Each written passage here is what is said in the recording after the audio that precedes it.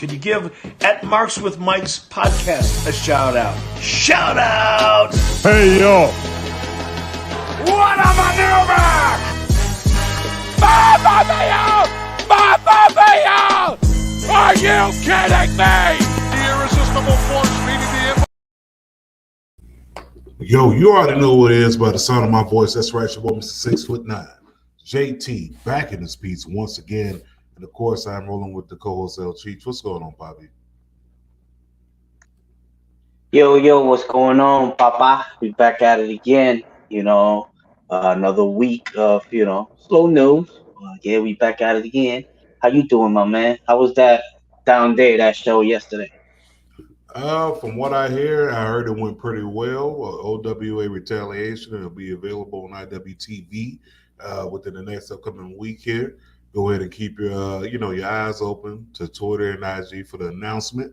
But speaking of announcements, also joining us once again, doing what he does, the intern batting himself, the official intern that is, Mr. Casanova in the building. What's happening, man? What's going on, man? It's been hotter than hell outside, but I'm living, surviving, enjoying life. Yeah, that's all we can do is enjoy life. But before we go any further, man, we have to make sure we do this. We got to get the formalities out the way. So with that being said, make sure you like, follow, and subscribe. Marshall Mites, that's everywhere, whether that be on IG, the Book of Faces, Twitter, Twitch, TikTok, also YouTube. You can find us on Spotify. You can find us on Apple Podcasts, Amazon Music, iHeartRadio. You can find us Podbean. What I'm missing here? Stitcher, TuneIn. Look, we everywhere that podcasts are available. It's really that simple. It's the name of the show. If you listen or you watch it, I really ain't got to spell it out for you. But speaking of spelling it out, we had a couple things that popped off. I mean, you have Brock Lesnar returning back to Raw. You also had, of course, AEW week 1/week 2 of Fyter Fest. You also had NXT, and you had SmackDown that popped off. You also had some rumors and news. You got Sasha Banks. Yesterday's price is not today's price. So, we know the stock just went up. We also got people getting ready to release a whole entire docu-series out on certain Mr. Can't Keep It in the Pants McMahon. But with all that being said, man, let's go ahead and hit this thing how we need to go ahead and hit it on all corners. So with that being said, look, let's start off with Raw. First and foremost, we have Brock Lesnar return to Raw, and he did what he is known to do, wreck shop. And he went in there, didn't waste no time, seeing Alpha Academy, seen him sitting there, and he was like, "Ain't nobody coming to see you, Otis." Not at all. Was not coming to see Otis at all. Took Otis out, took Gable out. We also had some interaction with the Usos and the Street Profits to get this special guest referee for SummerSlam. So how y'all feeling about, do we really need a special guest referee? Yeah, we had a referee that messed up a call. Yeah, especially when you think about tag teams, the first name that comes to mind is Jeff Jarrett. Yeah. And it was confirmed. We got Double J. He's going to be at SummerSlam refereeing the match. One thing that I did notice was we're getting a little bit more edgy on Raw. It's been getting edgy the last few weeks. When I say edgy, more so the lingo. You know what I mean? So I'm looking at the lingo. I'm looking at what's popping. And you had a moment where it was the Usos, R-Truth, and the Street Profits inside the ring. And I believe Jimmy Uso said, get your clown ass out the ring and take you to the back. Take your ass to the back. Now, I don't know, you know what that means. Where I'm from, but you just called him Bozo, basically. And I feel like they're turning up the heat. Speaking of turning up the heat, we found out this week that Raw about to be TV 14. Yeah, the big news. I guess there was like the memo was already out, right? And I guess they leaked it. Some people were saying, not some people. The reports were saying that it's gonna start tomorrow, but I guess the date wasn't. It's like somebody jumped the gun. So we don't know if it's gonna happen tomorrow or whatever. But it's, I guess, things that they had done just to test it. Like they went over 10 years with the PG because I guess they needed to get that crowd fan base, so they have it. So now they're going back towards the, I guess the 14, the teens. You know what I mean? That kind of like, once you start high school or whatever, you kind of drift away from that. So I guess they want to go back to them fans, get them back. So I guess how we're gonna see. I don't think it's gonna be a big difference. You know what I No, mean? But not you don't not think really. you don't They think can't. so? It's not gonna be an attitude era type of deal. Feel me? But Nah. nah, be What you think, Mr. Casanova? Well, I don't think it's going to be as bad as AEW where they say shit about 20 times in one show, but who knows? Anything's possible. Um, I just hope that the booking gets a little bit better and the storylines get a little bit better. But maybe with Stephanie in office again and taking over shit, maybe it might be. Who knows?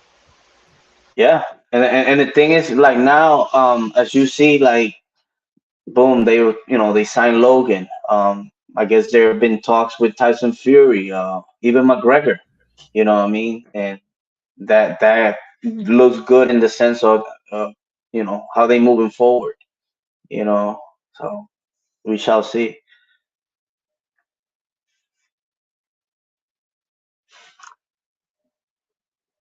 At the end of the day, I see a TV 14 rating. The only thing I know is WWE is telling me this. Fuck these kids.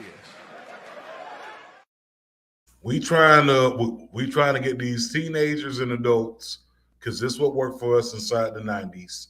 We were catering to that PG era, in the early 90s with the new generation, and that worked for so long. And you got to change with the times. You do. It's like certain things that were funny in the PG era. It's not funny to someone who's now 16, 17 years old. You know what I'm saying? Like someone who's over that, that demographic that they were going for with the PG era. I mean, it's kind of like an adult going to Disney World, right? The rides are not as fun as you remember as a kid. You get on them and it's like, damn, I used to really be hyped for this ride. Like, this is BS. But I'm glad that they're taking a step forward. Some people W applied that pressure and then made them fold. But that's neither here nor there. Nobody knows the reason, but I do know this: you're gonna have people tuning in. You have people tuning in just to see what type of changes that is going to be towards this TV 14 rating. But will it be a lot of changes? No. Am I going to get R-Truth cussing out Bobby Roode? Nah, I won't. I won't get that. But I like to get it. Yeah. Speaking of get it, man, let's get to it. Of course, on Raw, you had the match between Belair and Carmella against interference by Becky Lynch. So now we got the same thing happening tomorrow on Raw again. So it's like, that kind of repetitive over and over storyline or whatever. But it's crazy. Carmella actually took to Twitter and she was saying like she's not inside the video promo package between this feud between Becky and Bianca.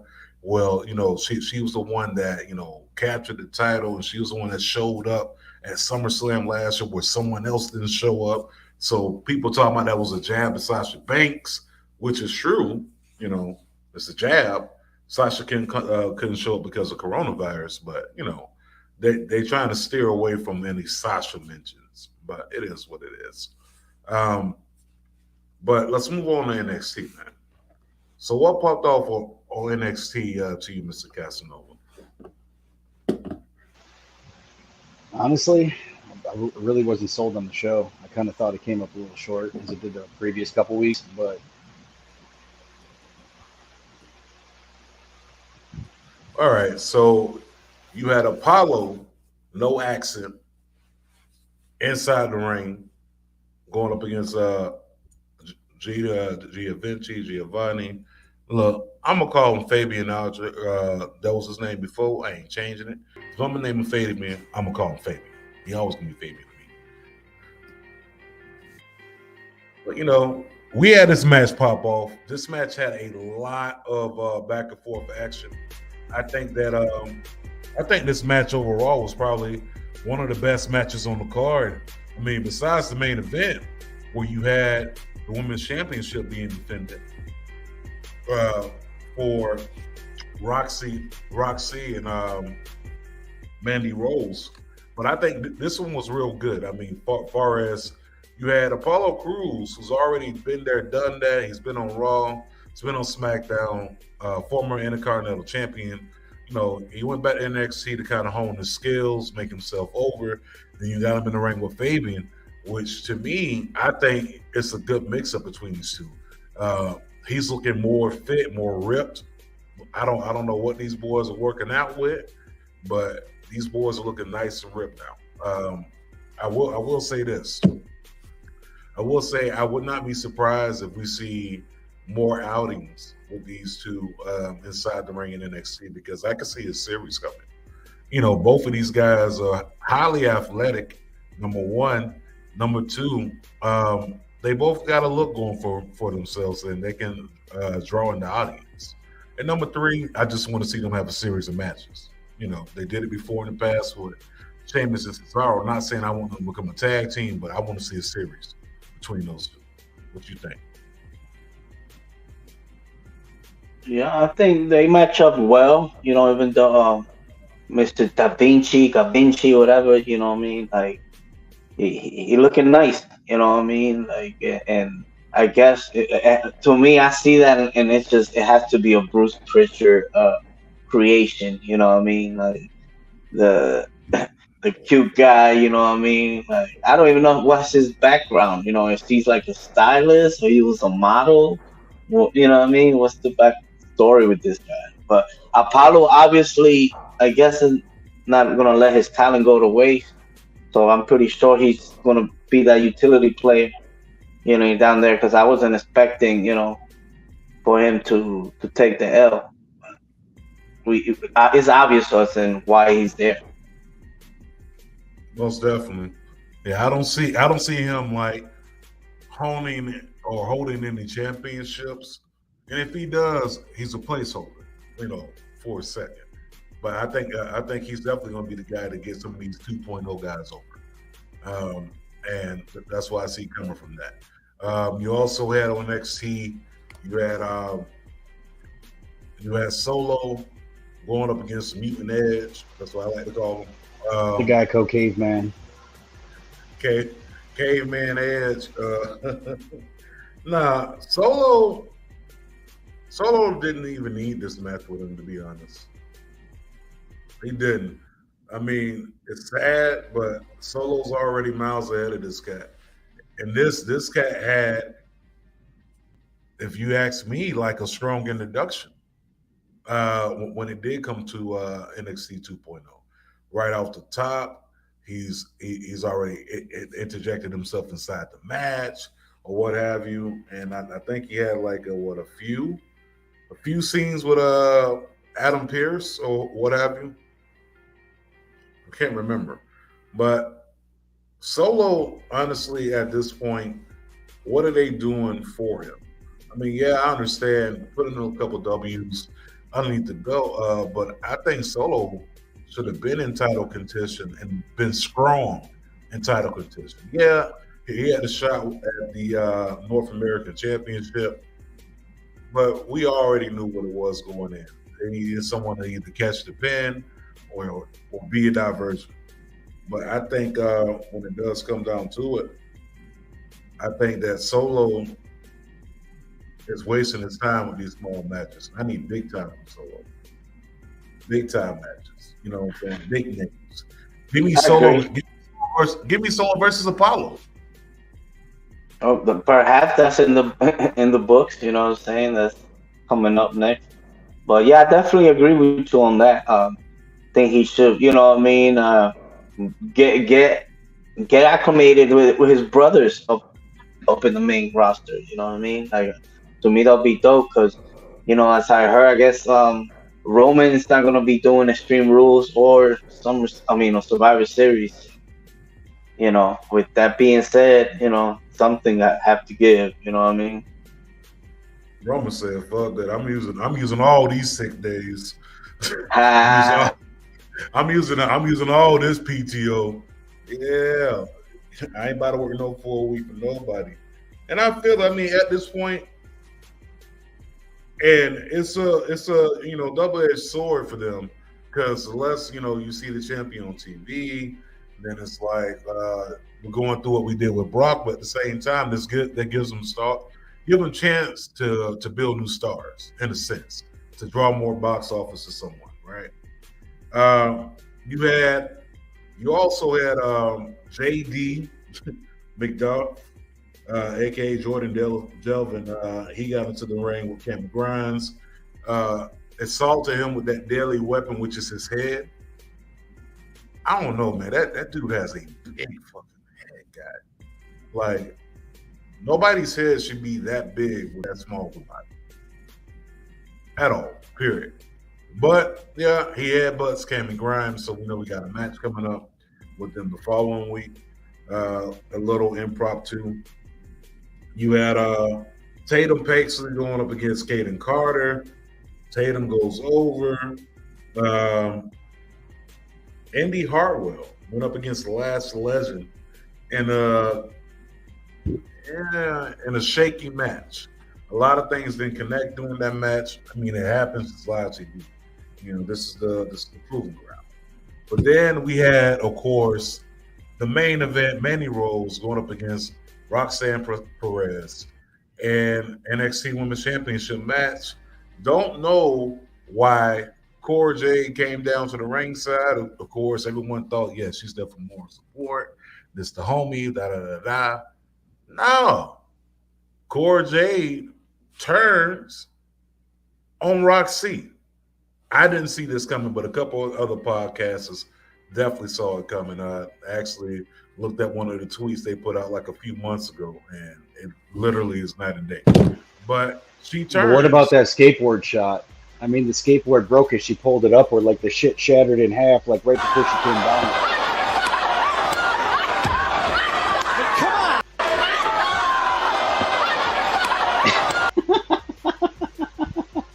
We got it's Hollywood, baby. Not all the props gonna work. But you would think with a company that big that they would be able to afford, sturdier props. Well, maybe Cora Jade swung the shit out that prop. I mean, maybe there's a lot of anger and frustration. Like, you just gonna come in and win championships and try to it's my spotlight. But NXT in a nutshell, I mean, if I had to rate it for the week, it was a solid B-. And the same goes for Raw, maybe a C, to be honest. But moving on to AEW. Now, AEW was stacked this week. It was stacked this week. It's going to be stacked next week. So we had Wardlow and Orange Cassidy kicking it off. Not going to even hold y'all. I think that this match for Wardlow did absolutely nothing. I'll tell you why. Yes, it's a W over a guy who's already over and has been over for a while. But if I want to see him against challengers for this TNT Championship, give me other people out of the roster. Like, I would like someone that I actually believe has a chance of beating Wardlow. You know what I'm saying? Like, going into that match, on paper, I'm like, nah, B. Orange Cassidy ain't about to win this match. You see the reverse?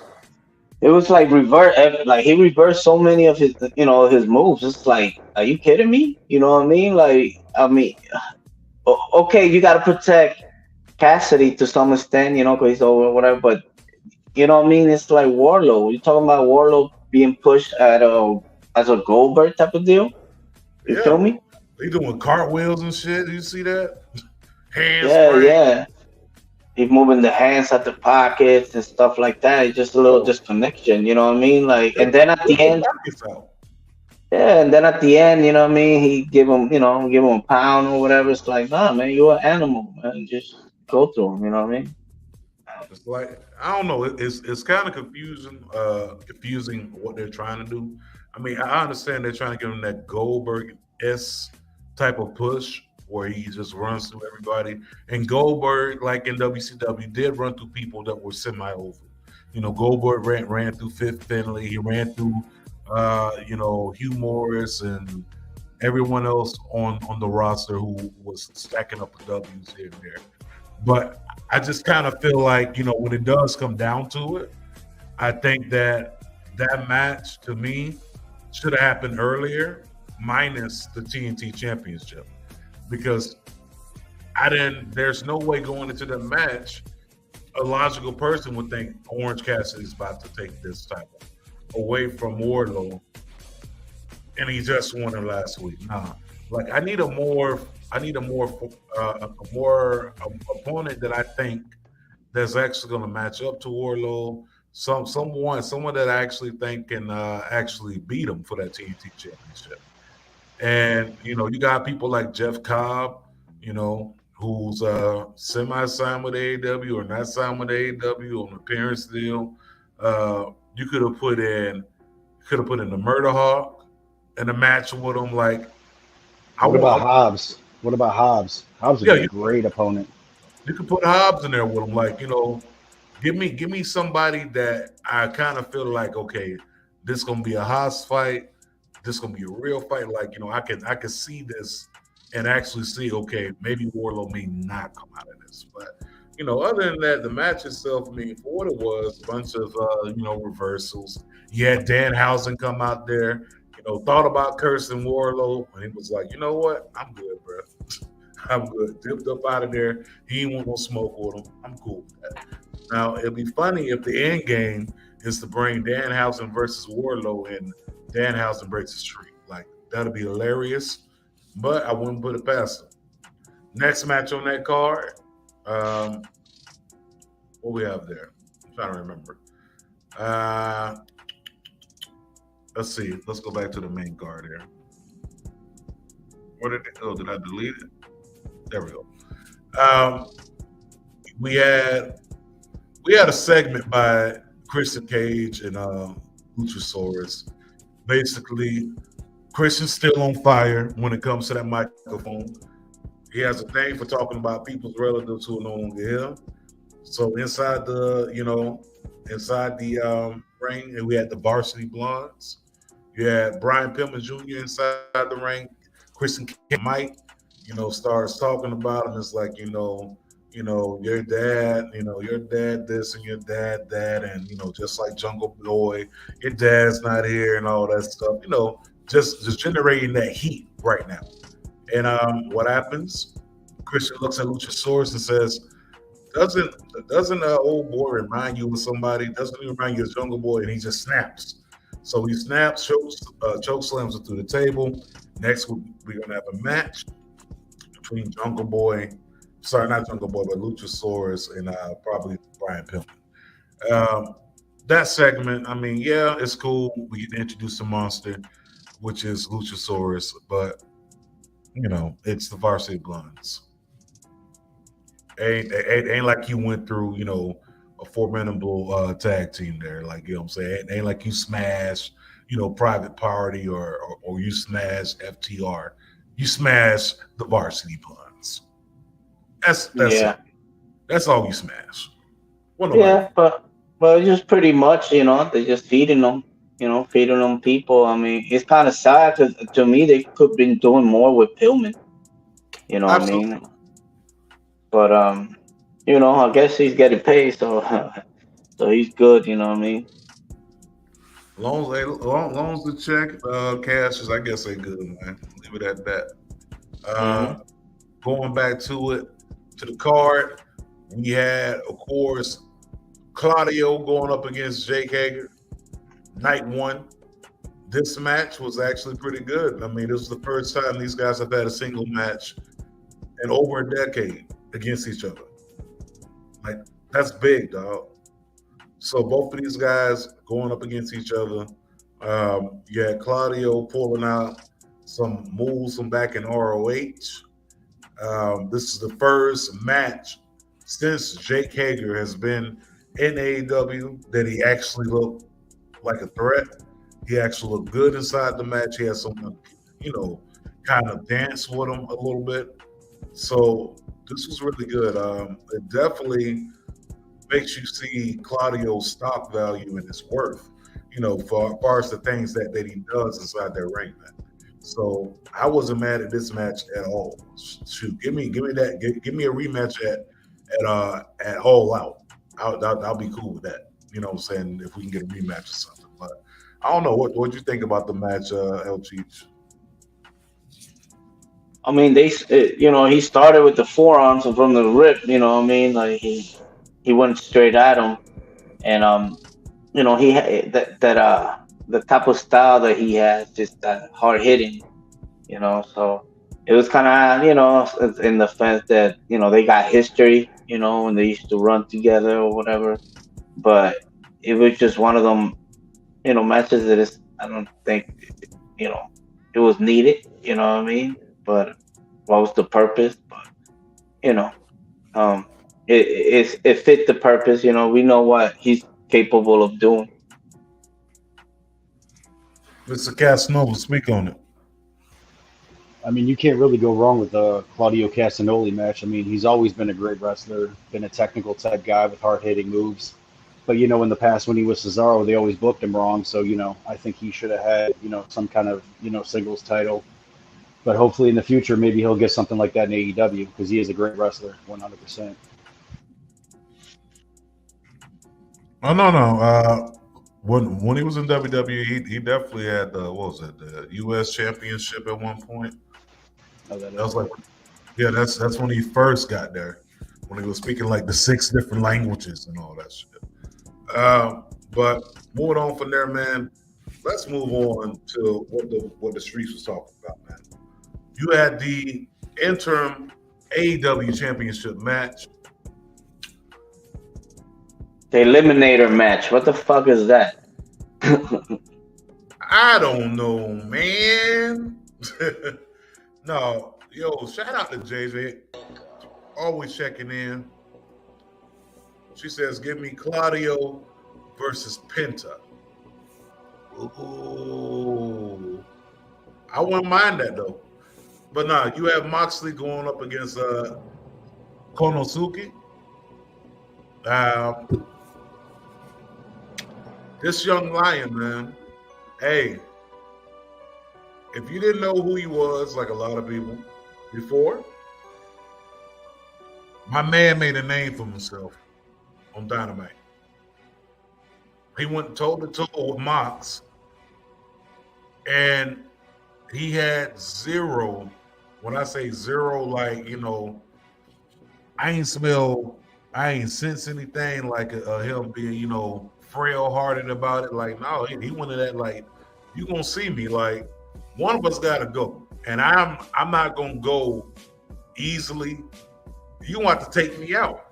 You have to bust me up, and that's exactly what happened during this match. So, a little clip here. And now Moxley, the left and right. What a flurry. Yeah, yep. Catched her right on target with that one. Oh, wow. Okay, buddy. That's a tough way to spend a Wednesday night. Swing and a miss by Takeshita. Great drop down. And the sleeper in. Takeshita comes behind. Blue Thunder bomb. Can he cover him? He needs to capitalize right now. This is his chance. Went down. Oh. My man was busted open, I think, like within the first 5 minutes of the match, if I'm not mistaken. Probably less than that. And as soon as the crowd seen it, they got more behind him. And the fact that he was able to hang in there with Mox the way he did, man, he put on a good showcase. I mean, it definitely makes me want to turn the eye and pay a little bit more attention to him because I didn't know of him before his AEW, appearance. That's just me keeping it a buck. But what did you think about his showing inside that match, LG? I mean, the young lion, bro. He definitely got got it. You know what I mean? He just had some battle with Eddie Kingston last week. You know what I mean? So that was kind of, you know what I mean, an eye opener to see, you know what I mean, the type of dude he is. I didn't think he had to get, worked though, you know what I mean, with the blood and all that, you know. But I just don't know what's this interim tournament or whatever the fuck they doing, you know what I mean? Like, he's the champion, you know what I mean? So I don't know, but yeah, the kid got it. Go ahead, give it to him, Mr. Casanova. I mean, it was a solid match. Both people look, extremely good together. Working as a team, a unit, whatever you want to call it. With this match, I seen something on the internet like earlier, and I guess some people were claiming that John Moxley is like one of the worst wrestlers ever, and I was like, for him being one of the worst wrestlers, this was a fucking awesome match for just being a weekly show. So, I mean, Yeah, that's Cornette. Cornette doing. I hope they run this one back because it was a great match, so I could see it going one more time. Yeah, I say definitely run it back, man. I gotta see that at least one more time, man. Like y'all not just about to tease me with this little, with this little sample and not give me the whole course meal. Like, no, I need y'all to run that back and run it back, preferably sooner than later. You had Anna Jay going up against Serena Deeb. Of course, the match goes a little bit too far for Mercedes Martinez liking, comes down, breaks up the match, and there it is. We do have a confirmation that it's going to be Deeb going up against Mercedes Martinez for the ROH Women's Championship at Death Before Dishonor. So I like the way that they are trying to build up these feuds for ROH, but ROH needs its own show in order for us to follow along with it. You know what I'm saying? Like even if I know AEW does their tapings down there in Orlando for some of the dark episodes. Why don't you tape a few of ROH episodes down there while you're doing the dark? Change up the set a little bit or whatever, and that way we can have more content to the storyline it is. Now, most matches, when it comes down to wrestling, I mean, you really don't need too much to go off it if you're just in there for the wrestling. If you're looking for the story context, then yeah, you're going to need to know a backstory, how we got here, why are we here, where do we go from here. But I think, this definitely helps along the way. I like to see how this unfolds at Death Before Dishonor. I think that's on the 20th, if I'm not mistaken. Could be wrong. Someone hit me up, let me know if I am. Then, of course, we go past that. Then we got the main event, right? What was the main event? Was it the tag team triple threat match? Yep. Yeah, so we had the triple threat match, man. You had the Bucks going up against Hobbs and Starks, going up against Lee and Swerve. That right there, that match. Yo, this is one of the reasons why AEW has the best tag team division. I know, El Cheech, you said that you don't like the pairing of Lee and Swerve. They should be separate single stars. And yeah. I agree. But do you know who else? Do you know who should have been single stars by themselves? JJ says she had no voice the next day. I agree with you as well. Listen, another person who should have been single stars or that were in the tag team, Sheamus and Cesaro. I'm not saying that either one of these guys on, the level or not on the level or what have you. I'm just comparing apples to oranges and trying to make it make sense, right? Both of these guys could do wonders for the singles division. I mean, hell, I can see Swerve as a TNT champion. I can see Keith Lee as the All Atlantic champion, or even the AEW World Champion.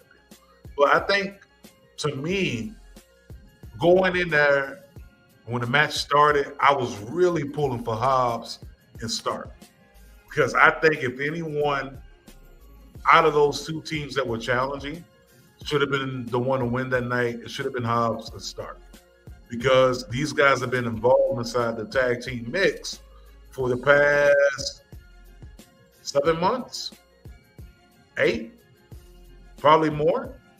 You know what I'm saying? But these guys have been, in the mix for a long time. And then you got these two new faces, ex-WWE guys, as the internet likes to call them. And boom, there they are, champions. And it's like, Hobbs and Shaw, those are your quote-unquote original. Hobbs and Shaw, I'm sorry.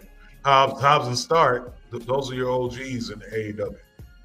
And I think if anything, I would have loved to see Hobbs and Stark get that W, capture the titles, but I'm way okay with Lee and Swerve being champion. Like, I'm fine with it. I'm okay with it. I just would have preferred Willie Hobbs and Ricky Starks. I don't know about you. What you think?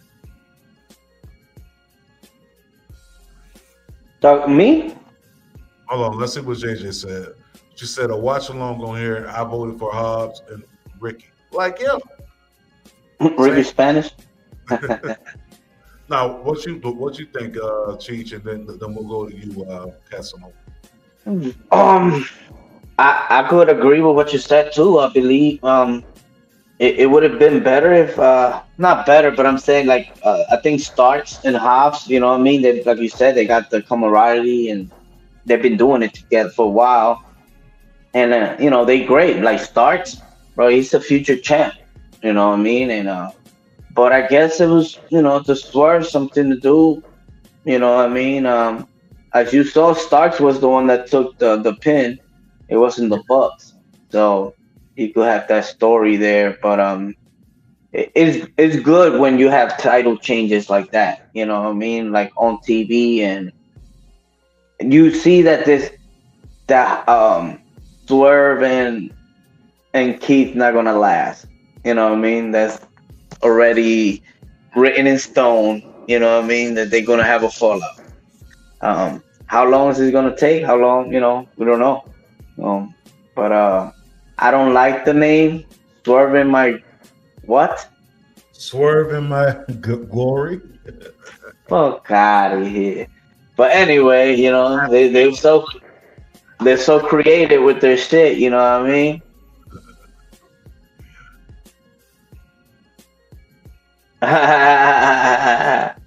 I'm mad at JR called Keith Lee a washing and dryer on roller skates. Wow. Damn. JR, as old as he is, he's still coming with some good ones. He's still coming with some good ones. Listen, JR may not remember your name, but he damn sure gonna give you a good joke. But yeah, there we have it at the end. We got the new AEW Tag Team Champions.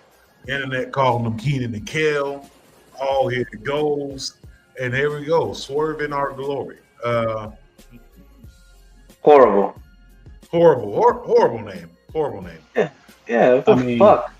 Personally, I didn't care who won this match, but honestly, as long as it wasn't the Bucks, I would have been happy with it, because I think they said about a week ago when they're coming down the ring, we helped start this company, so that automatically means part of the booking team. So I said before, if you're part of the company in any way, shape, or form, and behind the scenes, you don't need championships, because they're already a self-made tag team. They've had championships in way too many promotions as is. Just like the guy I always say, fuck him when he's on, Kenny Omega. He was a belt collector too before. So guys that have part of the company, especially even Cody Rhodes before he walked back to WWE, he didn't need championships in AEW. Like, nobody that's part of management needs championships in that company. You need to start making the other teams, because they need a break to reach their stardom level. Okay, I got you. But overall, man, that main event, flawless. Not saying there was any mistakes, but it was flawless. AEW Wednesday, It was the A show. It was the A show. There's no doubt about that. I would be a liar if I said that AEW was anything less than an A. You know, and that's me giving AEW its full props. Like, they really brought it. And the fact that they're not just doing Fyter Fest as a one show type thing, they're gonna do this over the next 3 weeks or 4 weeks until we get to what's the face, all in or all out. I'm not sure what they're gonna call it, all out. I mean, they're giving like pay-per-view quality matches during the week. I just hope when it comes to a pay-per-view, they can give them same kind of quality matches and not drop the ball. So, I mean, I really don't got much like for the rest of the shows this week. I mean, it's really hard to say anything good because AEW, like Dynamite, just set the bar so damn high. It's hard for me to say anything else. No, you're right. You're definitely right on that. And when it does come down to it, like, we can even look at the fact that, okay, yeah, these guys are delivering, good on television. Ratings are not what it should be, especially for the matches they putting on. Ratings should be a little bit higher, if you ask me. But, that's neither here nor there. I do think this, I mean, going that hard every single week does cause injuries, which is why we don't need to have these type of matches every week. But I understand you're a new company. You got to give people something new to look at. You got to feed the streets. You feel me? But I kind of feel like you're gonna end up with people injured than actually being healthy when it does come down for the pay-per-view. I know that I want to say that Nick Jackson was hurt after the match or whatever, but it was like a previous injury that he had, and he gave himself a stinger basically during the match, which sucks.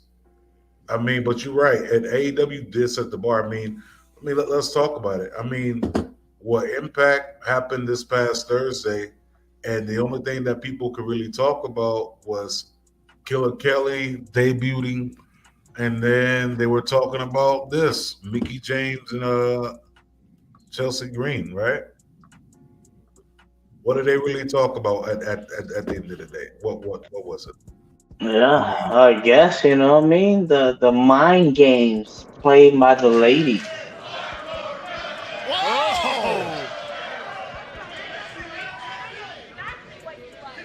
Huh?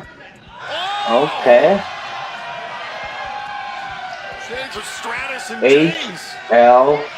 HLA. I mean, if anybody knows how to play that game, it's Mickie James, because she did the same shit to Trish Stratus back in the day when she was like one of the main heels in the Attitude Era days. She always pulled that kind of shit. Yeah, she did, and that just goes back to my point.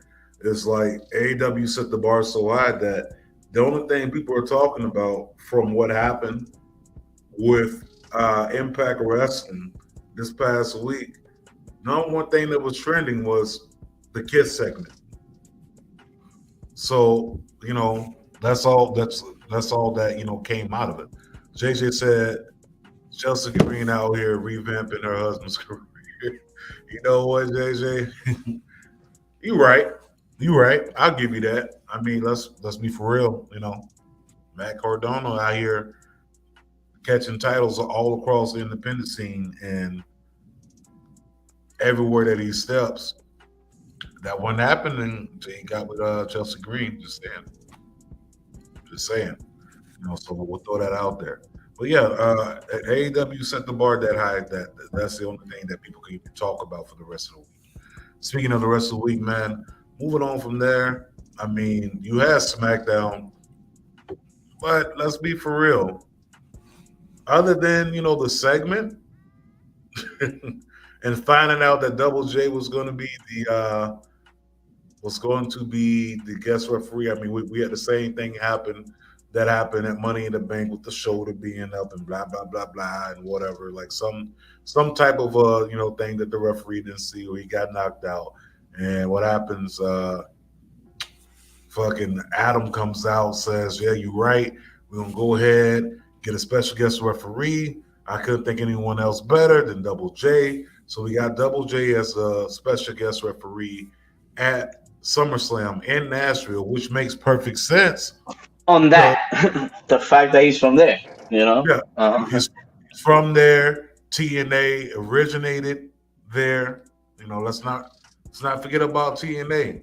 Originating right there in Nashville at the Asylum. It's also the home of NWA too. NWA's in Tennessee too, I believe. Yeah. Well, no, the home of NWA right now, I believe it was GA, if I'm not mistaken. But no, you're right. It is the home of NWA because I went to the NWA 70th. I remember that. That's the home. But I don't know, man. I mean, SmackDown to me wasn't really much popping with that either. I mean, you had Gunther. I'm sorry. You had the War Raiders, the Viking Raiders, the Evil War Raiders, the Vikings off of TV, the villains inside your Saturday morning cartoon, going up against the New Day. New Day cosplays as the Viking Raiders. And let's be for real. I mean, we said it a few weeks ago. Heel turn a little bit too late for the Viking Raiders, right? I mean, No, I I love. mean, I don't think it's too late. It's the gimmick, the Viking. I know that's what they lit that at least Rowe. You know what I mean? He's the one that lifestyle. You know what I mean? But About it that life. just it's about that life. But they botched from the first time they brought him in. The names, you know what I mean? They already had, so they have to go on some real shit, some Legion of Doom type of shit. Just going, my 3 minute warning type of deal. Just come in and destroy, not even laugh or nothing. You know what I mean? Like, I don't know, but the Viking shit, I think it was a matter, it's better for them, being healed. I mean, War Machine was Okay. on point. I never liked the whole Viking gimmick per se, but like they're a great tag team. But them as heels, like he said, like is just where it needs to be. But they need to I don't know, come back as what they used to be in Ring of Honor because it was a better gimmick. They looked stronger and it wasn't corny. Yeah, this is definitely corny. This gimmick. I don't know, man. I need something that's gonna be a little bit more stronger. You know what I'm saying? And this just ain't it, fam. I just feel like they doing cosplay and they dressing up, and I don't think the gimmick's gonna last too much longer. You know what I mean? I mean, with this TV 14, maybe they move the Viking Raiders back to Raw. Maybe we do get a whole revamp of the whole entire look. Man. And I do like the idea, Cheech, bringing them in like 3 minute warning, just running rush up through the whole entire division and just walking out and leaving, not saying a word. Like, I would like that. To me, it definitely peels a lot of layers back off the onion. Hopefully peels off, a lot of the Viking Raiders mystique. Because at Yeah, this point, go ahead. yeah, no, and I'm saying like referring to JJ, you know what I mean? It's true. It's just that style, because remember over here you got Vince overseeing things, and he sees them different. So it's been detrimental for them because of course they can't use the War Machine name for obvious reasons, the war, whatever. But man, there's so many names they could have used, you know what I mean? But hopefully, they stick to something now, you know what I mean? Yeah, I wasn't feeling it, man. Well, wait a minute. Nobody. Technically, Ring of Honor doesn't own the War Machine name. If anybody owns it's Marvel Comics because that was Iron Man's right hand man was War Machine. Yeah, Well, yeah, I no, mean, it don't have nothing to do with the name. It's just the fact that yeah. it's war. You got war, you know what I mean? You can't have nothing, you know what I mean? Especially with a public traded company, you know what I mean? That not saying that they didn't have the rights for that. They could get that shit, you know what I mean? But it's just with the thing with the same thing with Punishment Martinez. You know what I mean? Like they couldn't use the name, but they still use the punishment, Yeah, man. All I know is they need to wrap. They need to wrap that whole gimmick up, throw it inside the trash. JJ said that nobody can't write a story for them that isn't offensive or comedic. That's true. Let's see. Moving on from there, you had this coming out. You had Mhm. Madcap and Theory. Nice little match. Theory busting Madcap in the face with the briefcase. Classic. So what was your take the having Paul Heyman like talking to both of them in the back? I liked it. I'll tell you why I liked it, man. This is full circle. Paul Heyman was the guy that went down to Evolve, put eyes on Austin Theory when he was the Evolve champion, went inside the ring, shook that man's hand, and from there, Austin Theory took off in an upward trajectory in WWE from NXT to the main roster to back to NXT to back to the main roster. So it kind of throws it in there like, what if Paul Heyman is playing Roman Reigns? Remember a few months ago, Paul Heyman said that he wasn't on the phone with Brock Lesnar and he wasn't on the phone with Roman Reigns. It's like a few months ago, before WrestleMania and all that. Like, Paul Heyman was on the phone in the back or whatever. So he wasn't talking to the Usos. The Usos were there. He wasn't talking to Roman Reigns. He wasn't talking to Brock Lesnar. Maybe that person he was on the phone with was Austin Theory. We don't know. I mean, we never got an answer to that question. So I do like the idea because it puts Paul Heyman inside the role that he's good at, being a thought. That's Thought Heyman. He gonna run to wherever the bigger bag is gonna be at, regardless. If the bag is big over there with Roman Reigns, he gonna stay a Roman. But if the bag has the potential to be bigger than the bag that you have with the Tribal Chief, then it's without a shadow of doubt. I do see Paul Heyman jumping and switching sets. It ain't the first time he done did it. So I kind of like it. Paul Heyman in the back talking to both. Like, I like that. Like, it kind of gives you that. I don't know if I can trust Heyman because let's be for real. Heyman did turn on Roman Reigns, but it's because Roman told him to turn on Roman Reigns. You know what I'm saying? So I don't know. It gives you that question mark, but I'm with it. Like, if it does happen, like, I would prefer it not to happen at SummerSlam because he was trying to convince him not to cash in the briefcase at SummerSlam. But if it does happen at SummerSlam, so be it. But if it's me, I'm waiting to Survivor Series. For what? There's nobody there to defend the title against because there's only one championship. And his words were, let's make this box office. Let's make this, an event surrounded around you. Well, Roman Reigns doesn't have an opponent at Survivor Series because there's one championship. He's not. He's not going to be there. Now, did he confirm he's not going to be there? Like, no, I mean, he didn't confirm that, but the reports are that he's not going to be at Extreme Rules, and he's not going to do Survivor Series. That he's not going to be there. Then again, it makes sense because, of course, there's no belt. You know what I mean? Like, only one belt. So I guess that had to do with that, I guess. But remember, they still have that UK show. You know what I mean? That Castle, whatever the heck. So yeah, it's September. Yeah, so I there was other rumors saying that some matches changing from SummerSlam, that instead of happening at SummerSlam, they're probably gonna push it to that the UK show, like Finn Balor versus Edge. Since Finn Balor, he's from over there, and I guess SummerSlam the girls' title might turn into a triple threat. And then have Liv against Ronda 1-on-1 at the Castle. But I'm just rumors talking about shit moving and stuff like that.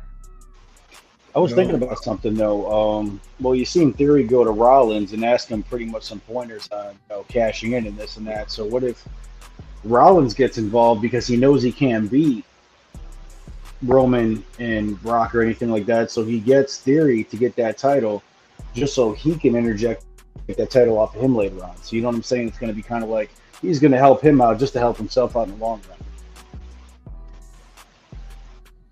The fuck are you talking about? The fuck are you talking about? Nah, I feel it. I mean, it's WWE. It's very WWE-ish. So I can see that happening. You had Gunther abusing gosh, I'm over getting ready to call him by his old name. What's his new name? Ludwig Kaiser. Yeah. I mean, basically, abusing him in public, open up your jacket. Open it up. Opens up the jacket, pops him 2 times in the chest. Like, you know what I'm saying? My whole thing is like, I like this side of Walter. I'm not gonna lie, like this bully version, like kind of beating up his henchman and everything. Like, I like that. Like, give me more of this Walter. I'm sorry, Gunther, whatever you want to call him. Moving on from there, I mean, you had Liv Morgan go over Natty, which was predictable. We just mentioned it. Not too long ago that the next move is have Ronda versus Liv in a rematch for the title. So we know Natty, is going to be inside the triple threat at SummerSlam. So I don't know, man. I mean, they're trying to portray Natty more so, trying to make her, I don't know, more heelish.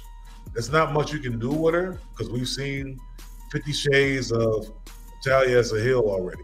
You know what I'm saying? It's like you gotta show me something different.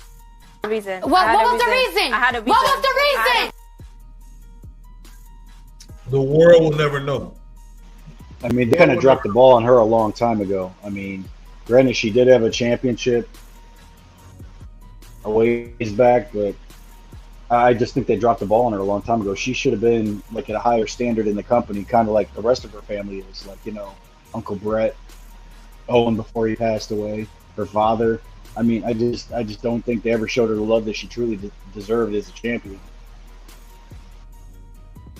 To each his own. I mean, some people may say they did enough. Some people may say they haven't did enough. Some people like that cucumbers pickled. You know what I'm saying? Like, nobody really knows. I do know, like, for my taste, if we're going to get more Natty as a heel, then I need her to go darker. You know what I'm saying? Like, darker than what I've seen from her over these past, she's been with the company almost 15 years. I don't know. I'm just throwing numbers out there. But, I've seen this before. Give me something a little bit more darker. I need something that's going to make me say, damn, Daddy, like, chill out. Chill. Breathe. Like, that's what I need to see from Natty if I'm going to buy into her being ill. I need to be able to, be like, yo, that's enough. That's enough. Like, I haven't got that from Natty not once as a heel. So we'll see what happens with that. Moving on from there, man, we had Rampage Part 2 of Fyter Fest. That was also lit, as the kids say. So we had, let's see what we had. That Private Party going up against the Lucha Bros. You had House of Black going up against the Dark Order. You had the Renegade Twins going up against Statlander and, of course, Athena. And then you had a moment between the Gun Club and the Acclaim, right? I'm going to go in and say this. So Andrade is apparently hurt, which is why we haven't seen Andrade involved much when it does come down to the matches. So he's literally at this point, I guess you could say, nursing an injury. So we end up with this tag team match between them and the Lucha Bros. You had Andrade at the ringside. I was not mad at that. Was not mad at that at all. Private Party looked really good out there. versus Lucha Bros. I know that Andrade's been trying to recruit Ray Phoenix for the last better part of 4 months to join up with them, right? There was a little bit of confusion inside the ring where I want to say that where the Lucha Bros went for that, the move where they do the super kick, end up kicking each other, right? So I don't know if they're trying to plant little seeds of some type of breakup. I wouldn't mind them going their separate ways, you know what I'm saying? Because they were separate in Lucha Underground, right? They were separate in Impact Wrestling before they Impact Wrestling put them as a tag team. So I wouldn't mind a Ray Phoenix and a Penta split up. I mean, they've been together since they got there. Yeah, I mean they also on AAA. They still around. You know what I mean, like doing the thing. But Pentagon is definitely somebody that could benefit, but as a heel, but have somebody to talk for him. You know what I mean? Because unfortunately, that's been detrimental to a lot of wrestlers that they're good, but they're English. They can't talk. Like Cuervo. Cuervo will be so awesome on TV, but unfortunately, the language barrier, it prevents for people like that to make it big over here. You know what I mean? Because Pentagon, we see what he did in Lucha Underground. And the thing with Phoenix. So it kind of sucks. You know what I mean? It's like they hit a glass ceiling. You know what I mean? And like you said, Andrade's hurt, but then you got Rouge, which that didn't make no sense for them. You know what I mean? Like that.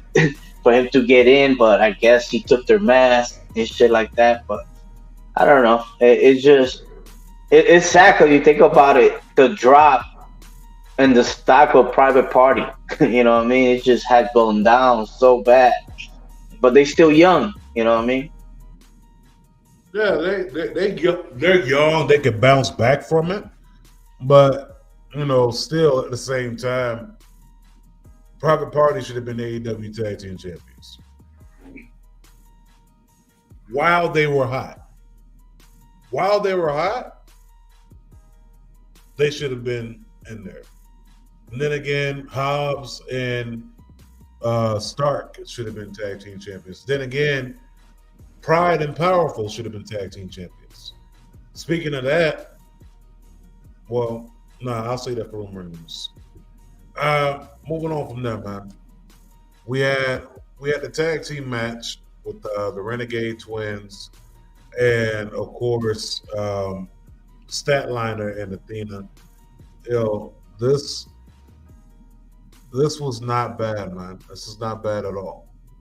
Not a bad match. I am going to say this. Put that graphic back up. So the Renegade Twins have been on the independent circuit. I first found out about the Renegade Twins through We Love Wrestling, which is, they're everywhere. YouTube, IG, Twitter. That's how I found about them as a tag team. They showed up. They showed up on a big stage. And I'm kind of happy, dog. Like, to see like some of the stuff that I got to see as far as, clips of them wrestling, independent scene wrestling for Thunder Rosa Promotion, things like that. And then to see them on TV, like, and, this not dark. It's not dark elevation. This is TNT on a Friday night. Like, that's huge. That's really huge. Yeah, but, let's talk about this. To me, this is dope. The fact, that somebody that we seen like in the trenches doing his thing, from the get-go, even though he's from Pittsburgh, but we seen the dude grow and humble. But man, you knew that this dude one day was gonna make it. But you didn't. You had seen, the progress in front of you, and with your own eyes, especially following him in AIW. And man, look right there. Look, read the graphic. ROH World Championship. You know what I mean? My man Lee Moriarty. You know what I mean? Going after Jonathan Gresham after he turned on him. You know what I mean? And I think that was awesome to have somebody that we had on the show. Yeah, man, that's huge. Tiger Style has evolved. I mean, I got the first time to see Lee. I want to say 2000, I'm not mistaken, 2018 or 19, can't remember. That's the first time I got the chance to see him wrestle. And then I got to see him again. This time it was for Premier Championship Wrestling in Cleveland. Then I got to see him again in AIW, and then I seen him in OWA, and I got to see him more in AIW, man. It's just like the growth, the progression each and every time he laced up his boots, got inside the ring. You can literally tell that we are witnessing greatness in the making, in the making, man. And he hung in that match with Jonathan Gresham, probably one of the best technical wrestlers out there right now, hands down. And I also like to put Lee Moriarty's name inside there as well. Probably one of the best technical wrestlers out there right now, hands down. And I'll say this. Remember a few weeks ago, a few months ago, we were like, man, they should add Wheeler Yuta and Lee Moriarty to the faction. Yo, could you imagine Lee inside that faction? I don't. He don't fit that. I don't think he fits with the. He don't fit that.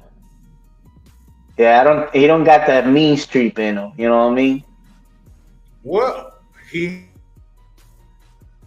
got a boat out of him. He got a boat out of him. That's the thing about it.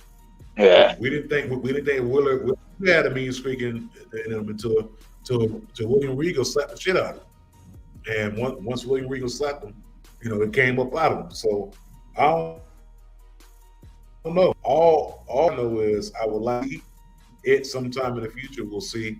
Speaking of future, we got a future ROH heavyweight champion inside Lee Moriarty. Of course, Jonathan Gresham comes out on top, gets the W, and then we find out who his challenger is going to be at ROH. Therefore, the honor, no other than Claudio. So already that's a stacked card. You got Claudio going up against Jonathan Gresham. You got the Pure Championship online. Willa Yuta's going to be defending it against the one half. Garcia. Almost said one half of 2.0. You got the Briscoes going against FTR. You know what I mean? In a no DQ, I believe. You got Samoa Joe going against Jay Lethal for the TV title. Yeah. That should be a great one. You know what I mean? And I'm pretty sure they'll have a more sets card coming up this coming week. Yeah, I mean we got Mercedes Martinez going against Serena Deeb as well for the women's championship of ROH. So it's a pretty much set card. I mean, of course we need a couple prelim fights or whatever. So I wouldn't mind it. But let's go ahead and move on to rumors and news, my guy. Rumors and news. So what do we have inside the rumor bag? What do we have? Big rumors. First things first, let's go ahead and start off with them. Rumor is that it looks like Santana and Ortiz may be splitting up. I know Conan kind of mentioned it on his show or whatever. I believe that is it Ortiz not going to renew his contract, or is it Santana? It was Santana. I think he posted something quite some time ago about like some numbers. You know what I mean? Like 100 days missing or whatever. So now left. I don't know if he was alluding to his contract or what it is. The rumors supposedly been out there that yes, Ortiz and Santana had a fall off. I don't know how true that is. You know what I mean? If that's the case, as we know, Santana right now is hurt. he actually was in Puerto Rico this weekend. They had Lau had a big show down there, and he had to relinquish the belt. That the champion that he had over there. So I guess I mean, it might be just people just talking, but maybe he just going solo. But let's see what happens because I kind of dig them. You know what I mean? They put up for Puerto Rico. Ortiz and Santana. Yeah, and it kind of sucks if this is the case that that they are breaking up or what have you.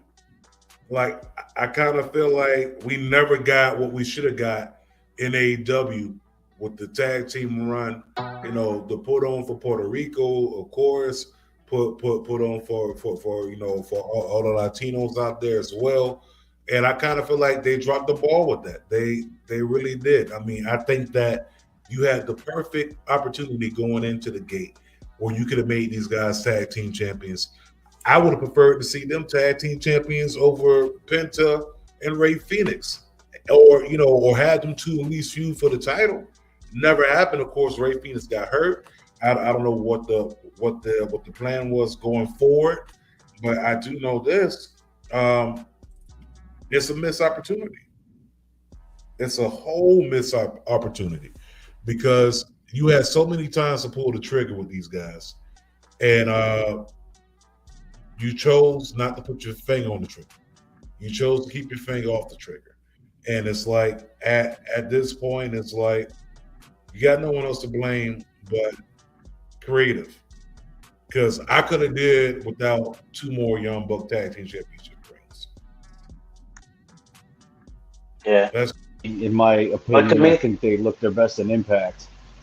Impact looked their best at part of LAX. I mean, they were on top of everything. I mean, they had great matches with the Lucha Bros, and then the Chris brothers were involved in that too. It was kind of like feuds after feuds after feuds, and they always looked their best when they were in Impact. I mean, they had some moments in AEW too, but I just don't think it hit the same as it did in Impact. No, not at all. Not at all. It's not going to hit the same. I mean, you also got to look at the fact that Impact is Impact and AEW is AEW. So I mean, that's pretty much where you can go with that. Moving on from there and start the rumors and news, man. Let's talk about it, man. We have an action price out there, man. A huge action price. But before we get there, HBO looks like they're going to do a tell-all HBO sports documentary series on the scandal happening around this McMahon. So be looking forward for this drop on HBO Max sometime in 2023 or 2024, depending on how long this goes. I don't know. This is gonna be like a whole surviving R. Kelly ordeal. Not to make light of the situation, but all I'm saying is I can see it. I can see interviews from people in the past or what have you, coming through, giving their 2 cents or whatever. But I do think that this is going to be a long run with this whole Vince McMahon thing because these women just gonna keep coming out the closet. They ain't going nowhere, and I do believe that HBO may have a whole entire 8-episode series on this McMahon and this scandal. I mean, I don't think they're gonna allow that. You know what I mean? The lawyer's gonna put a stop to that real quick. Hey, check this out. On HBO, they have Winning Time talking about the Showtime Lakers, okay? We got a whole season of that. Yeah, but that doesn't. And you saw how many people, they were not cool with it. The way they portray them. You know what I mean? So, I don't know. You know what I'm saying? Because that was based on I guess it was a book. You know what I mean? Yeah. So there's not a book out there based on all that shit about Vince. So I don't know. I think it's different. It's not a book yet. I know, but that's what I'm saying. Like, I don't think Vince will allow that shit. You know what I mean? Because WWE, if it's not WWE hands on it, you know, they're not with it. You know. And another thing, I was gonna say, what you guys thought about Ric Flair comments taking shots Oh, at Chris Jericho? Chris Jericho, yeah, listen, accurate. I'm gonna leave it at that, accurate. I mean, But you know what he's saying? I guess he's upset due to the dark side of the ring. You know what I mean? Because Jericho is one of the executive producers, so I don't know what does that have to do. But Ric Flair is down in age. Tomorrow at 6:05 on a Monday, they will be revealing who he's facing on Ric Flair's last match. That card looks solid. You know what I mean? SummerSlam weekend. So tomorrow, be on the lookout. listen, Ric Flair is 180 years old, okay? Oh, shit. JJ says Ric Flair needs to sit down somewhere. And you know what? He ain't lying. That's right. Yeah, he do need to sit down, but at the same time, he 180 years old. He can say whatever you want to say.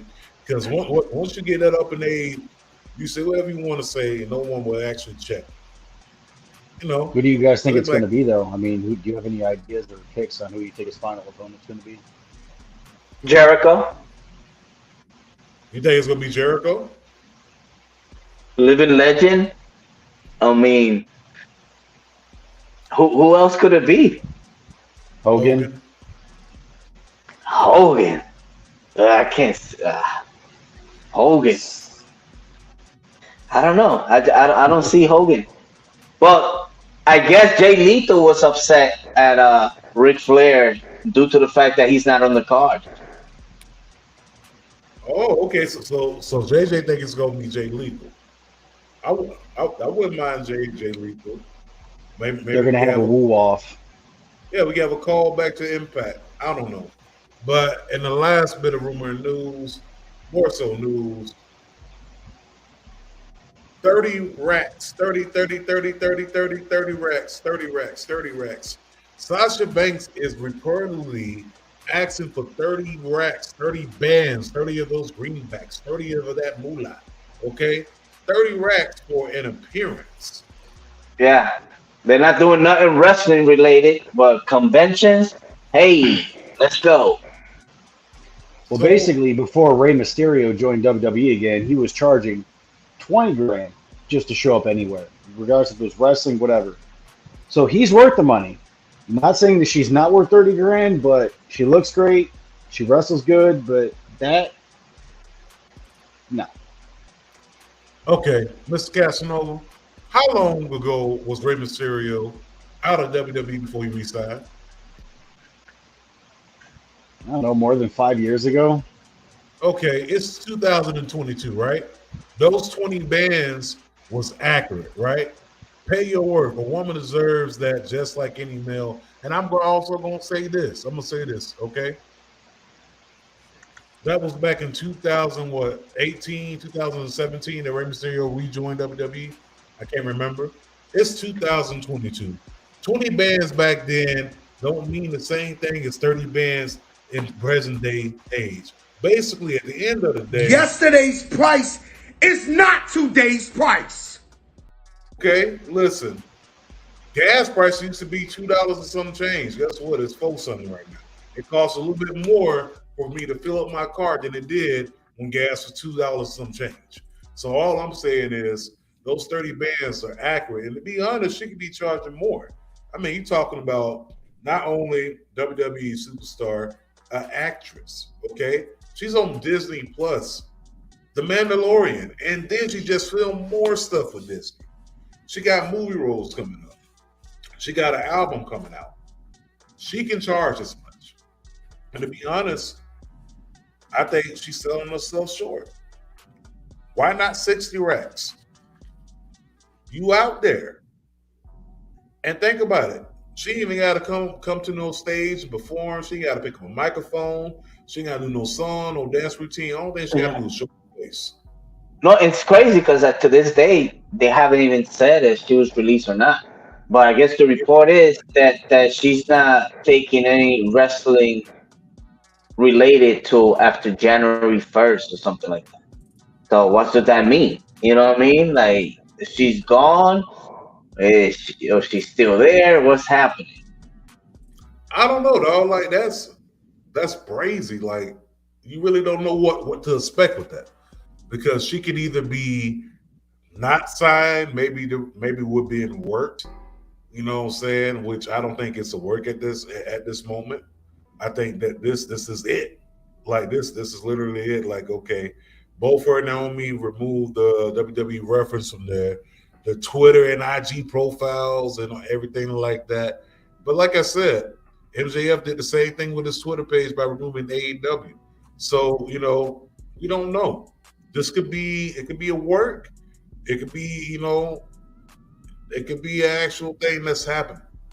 All I know is at the end of the day, 30 bands may be a little bit too less if you ask me. I say double it up. I say go ahead for the 60. And if I can get 60 bands, hell, I'll book you. But fortunately, I ain't making 60 bands so to invite nobody on the show like that. But other than that, man, I'm looking at my Gucci and it's about that time. Is it about that time, my G? Yes, sir. It's time. Sign is real simple, B. It says wrap it up. Wrap that shit up, B.